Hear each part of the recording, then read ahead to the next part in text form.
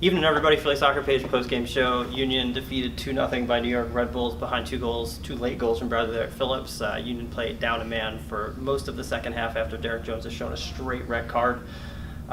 Your reaction to that one? Yeah, it's a tough red card. It doesn't really, there's not a lot of intent there. He just kind of slides over the ball and catches Felipe. Talked in the post-game about how Felipe, he does this. He's generated 5 red cards this year. What's really tough about it is the referee had a poor night overall, and I don't think the red card is the epitome of that. I think the epitome of that is how the first 10, 15 minutes of the game played out. Really you couldn't find a foul, and then you go from that to a straight red card at the beginning of the second half. Yeah, CJ Sapong being literally American football tackled to the ground repeatedly during the first half. And then once we get into the second half, it's the first card of the game. It might be that first foul of the half almost. Yeah. And the Union are stuck playing 40 minutes down. It's a tough spot for the kid to put the team in, though. Yeah, it is. Personal opinion, it's not a red card for me in the run of this game especially, but even looking back on it, if you want to go by the letter of the law, yes, it's a little high. Yes, the studs are showing. I side with Jim Curtin here in saying that if you were going to tackle by leaving your feet, you're going to show your studs a little bit.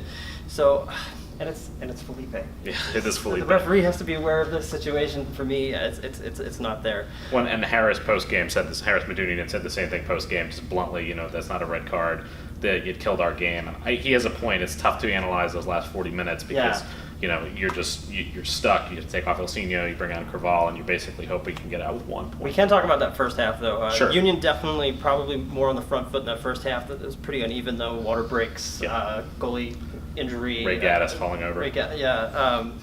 But Chris Pontius has 2 golden chances to really give the Union the lead. He has the half volley that he does really well to work for himself, and that header at the end of the half was just wide open on the back post. He's just a little bit snake bitten right now, huh? Yeah, he's really not being able to score a goal by this point of the season is really tough. Obviously, he's provided a lot of assists.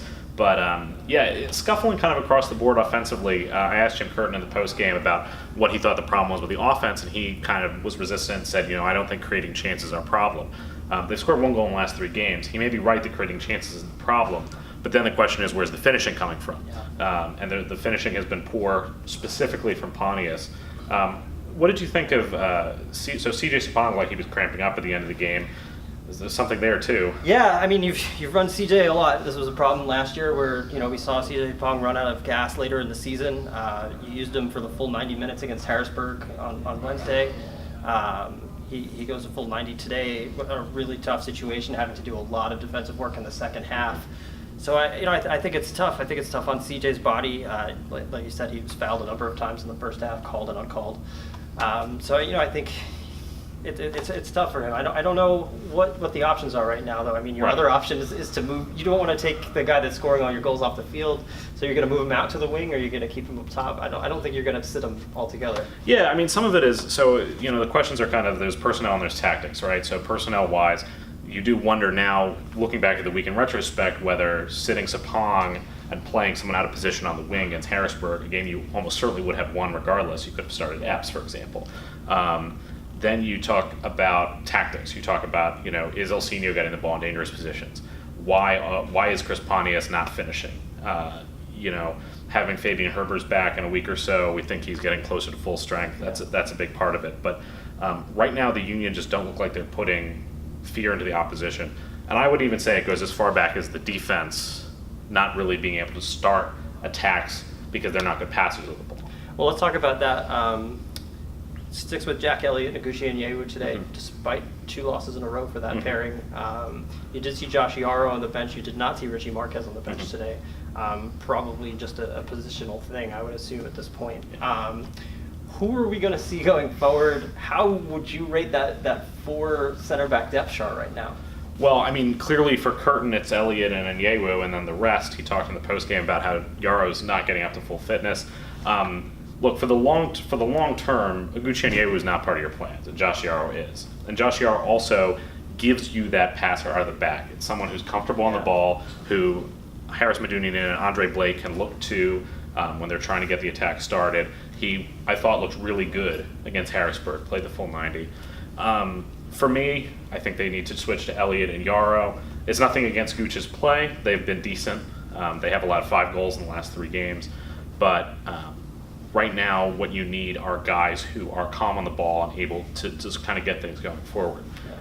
And it's tough because you're also playing a right back in Ray Gaddis who's not comfortable on the ball, and a left back who is comfortable bombing forward, but I don't know how comfortable he is at receiving in turn. Yeah. Big stretch coming up for the Union. You're hosting DC next Saturday. You're away to Red Bulls in the Open Cup in the midweek, and then you're hosting the Revolution again the next weekend. You have to think those 2 league games are must-wins at this point. I mean, the team has dropped 3 straight after the 4-game winning streak and kind of fallen back off the playoff race a little bit. Yeah, absolutely. I mean, especially against a team like DC that struggles so much. We're kind of getting into the dog days of summer. You're going to have the Open Cup in there, obviously. These are huge games. The Union built back a lot of the goodwill they lost early in the season with this 4-game winning streak, and then it looks like they've fallen right back into old ways. I find it tough to see what Jim Kern is talking about when he says we played well tonight. I really just don't see it. And so, yeah, these are huge games. They need to show something. They need to show pride. They need to show effort, and they need to put the ball in the back of the net. Yeah, they do. All right, I think we'll wrap up there. I'm on vacation for the next 2 home games. So you got me for a couple games. You're stuck with Mr. Peter Andrews, who I'm sure will do a great job filling in for me. I will see you again in July. We'll be back then. Thanks.